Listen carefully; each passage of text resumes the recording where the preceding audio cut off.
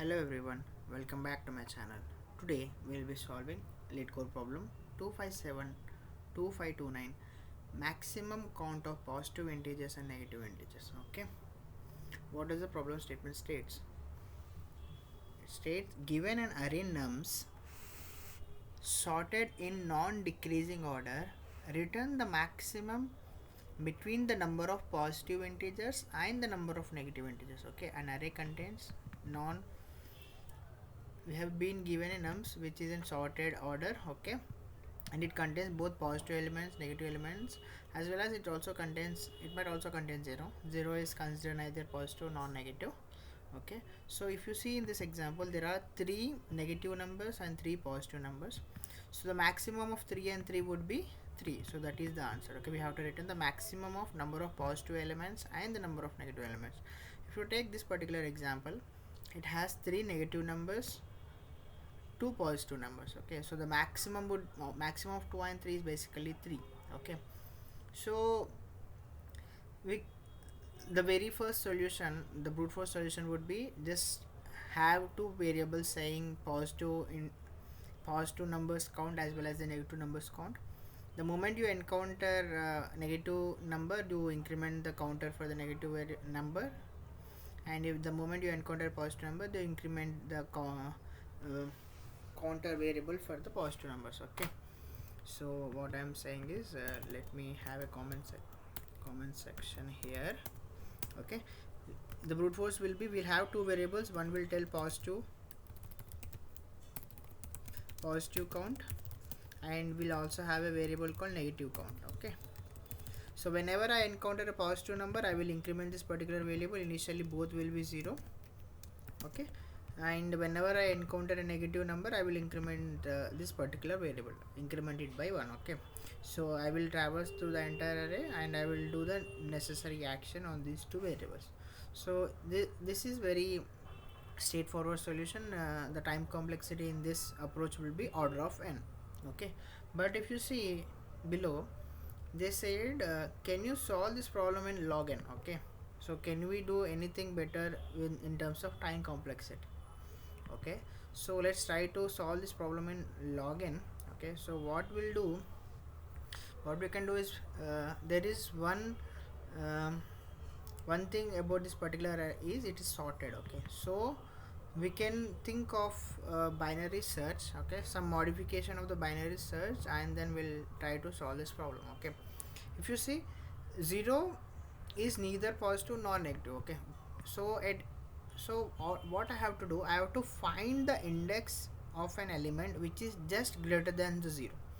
Okay, if I am able to find the index of a number which is just greater than 0, then I will have the index, and from this particular index all the way till the end would be the positive numbers. In the similar way, I will identify an index. Okay, I will identify a number whose value is just less than 0. Okay, once I identify the number, I know the index of the particular number. So from the start of the array till that particular index, I know all are negative numbers. Okay, so I know from start till this particular moment, I know these are all negative numbers, and I can easily get the count. If this is index, then index plus 1 would be the count of this numbers. And if I know if I know the index of the first element, positive element, then I can get the count as length minus this particular index. That would basically give me these two elements count, right? So the bottom line is basically identify first element which is larger than 0. Okay, identify the first element which is larger than 0. Okay, and identify the index of the first smallest element. First identify the index of the first element which is smaller than 0. Okay, the same way we will identify the first element which is larger than the 0. Okay, once we identify these two indices, let's say it says larger index. Okay, and let's say it has smaller index. Okay, once we have these two indexes, okay, then the number of positive elements would be basically the length of the array minus the this particular index, right? Since this is the first element which is just larger than 0, and the number of negative elements would be the smallest index. I know the smallest index which is, I know the index which is just higher than which is just smaller than 0, so I know this is the index. So index plus 1 would be the basically the number of negative numbers. Okay, let's write it as it can be larger index, or we can make it as, we can rename it as upper bound. Okay, and we'll rename it as lower bound. Okay. Okay, so yeah, so once I know these two the count, okay, then I can basically identify the maximum of these two things. Okay, that is what I have to return. Answer would be the maximum of these two. Okay, let's try to write a function which will basically tell me the first largest element which is greater than 0. Okay, so let's try to use the binary search algorithm with a small modification. Okay, so I will say, my aim is to identify a number which is just larger than the 0. Okay, so at any point of time, okay, what I will do, I will just identify the mid of the array. Okay, if the mid of the array, if it is greater than 0, okay, if it is greater than 0, that means it is a potential element. Okay, let's go back to editor and I will try to explain you here, then it will be a lot more easy. Okay, let's take the example as -3, -2, -1, 0, 0, 1 and 2. Okay, let's have the indices also labeled on the top, which is 0, 1, 2, 3, 4 and 5 and 6. Okay, so what would be the mid in the initial stage, which will be 0 plus 6, okay, by 2, which is 3. Mid is basically 3. Okay, and if I encounter, my aim is to identify a number which is larger than 0, right? So if I aim is to identify larger than 0, if it is here mid is equal to 0, okay, so what action should I do here? Okay, so if it is equal to, still I have to search in the left half. Okay, okay, now what would be the next mid, which is 4 plus 6 by 2, which is 10 by 2, which is 5. This is my mid. Okay, so once I encounter a number which is actually greater than my 0, that means this could be my potential solution, right? So I will have a variable called,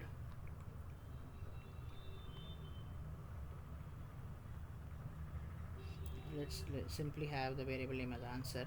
So initially, if there are no such elements which are actually greater than 0, okay, let's assume that we just have -3, -2 and -1. So there are no elements which are actually greater than 0. That means I have to return the upper bound would be the length. So initially the upper bound would be length, so there are no elements which are actually greater than 0. So answer would be, initially it will be length. Now the moment I've identified a number which is actually greater than 0, so I will update my answer with the corresponding index, which is 5. Okay, so this is actually a potential solution, but it's not necessarily this is our final solution. Okay, so still I have to identify, still I can, there might be a number which is actually greater than 0 but less than this particular element. Okay, so yeah, so again I will try to search in the this half, okay, the other half of the array. Okay, so here we only have one element. Okay, so answer would be 5. Okay, but let's take another example, which is -3, -2, -1, 0, 1, 2, 3, 4.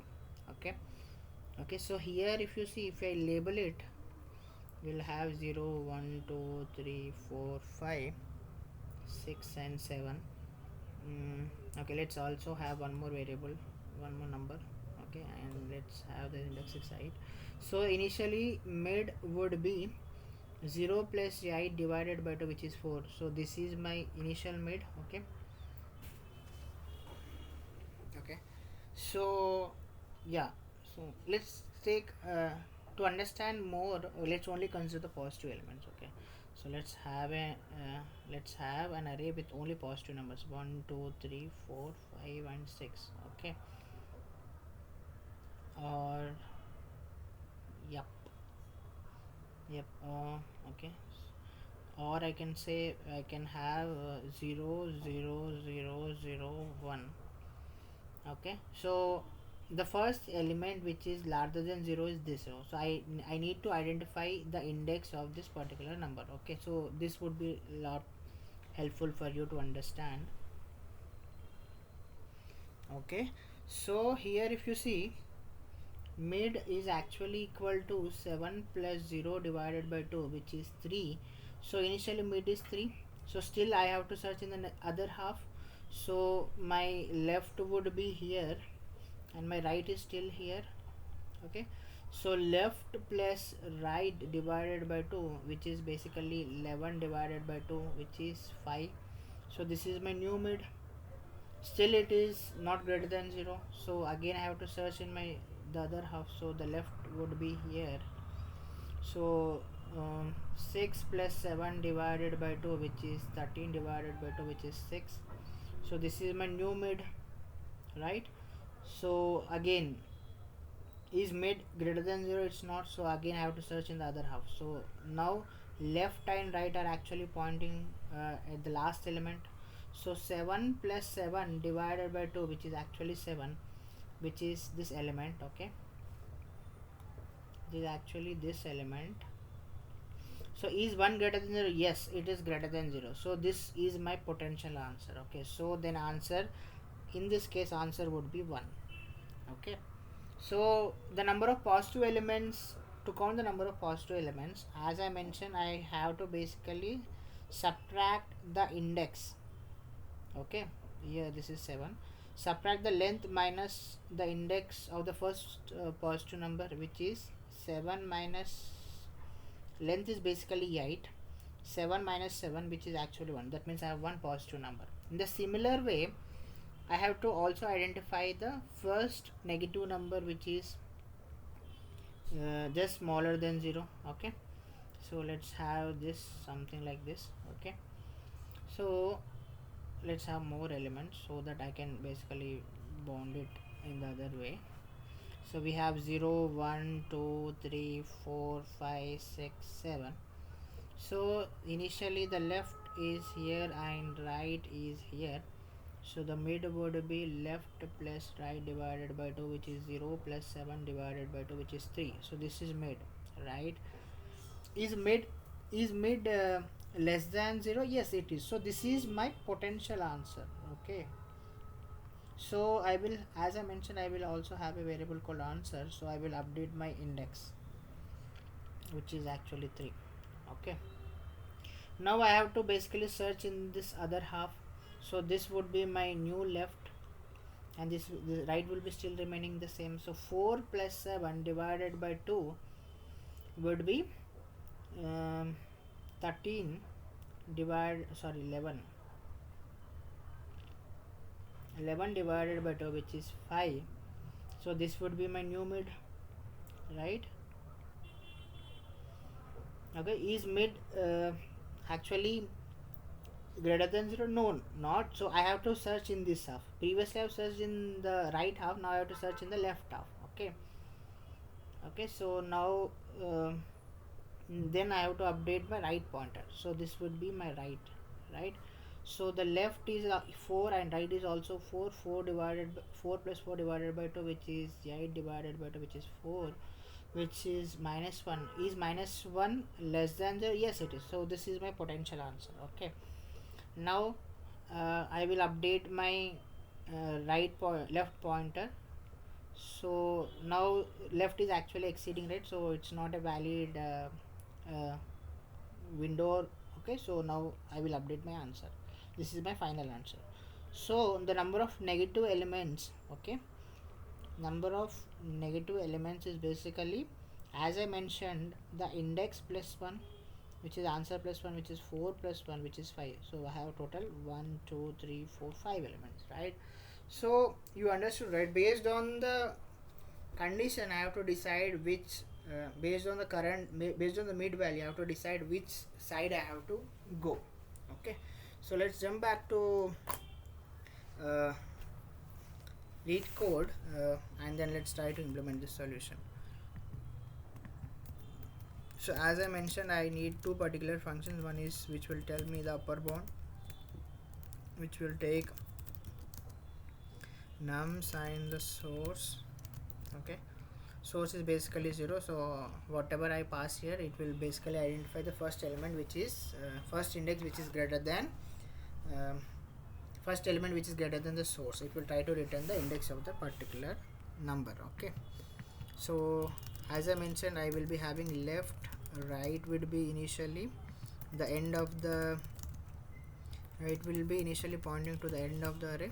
Okay, so length minus 1.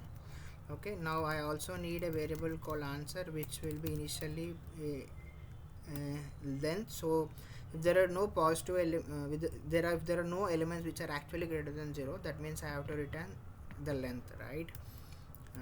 While left is less than or equal to right, now I have to identify the mid is basically left plus right divided by 2.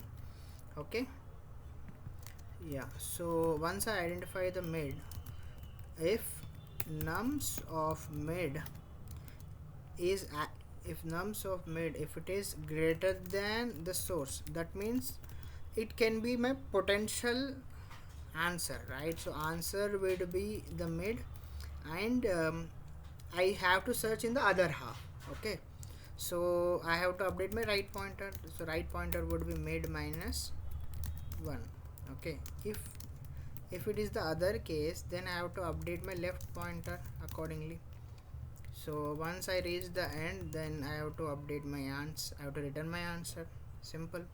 In the same way, I should also have another function which will tell me the lower bound. It will also take the nums and it will also take the source. Okay, again it will have the length as nums dot length, will have the left pointer, will also have the right pointer, which is length minus 1. Perfect. Now we'll also have a variable called answer or lower bound, which is initially minus 1. If there are no negative numbers, then I have to return minus 1. Okay, so minus 1 plus 1 will basically 0, that means there are no negative numbers, right? So while left is less than right, okay,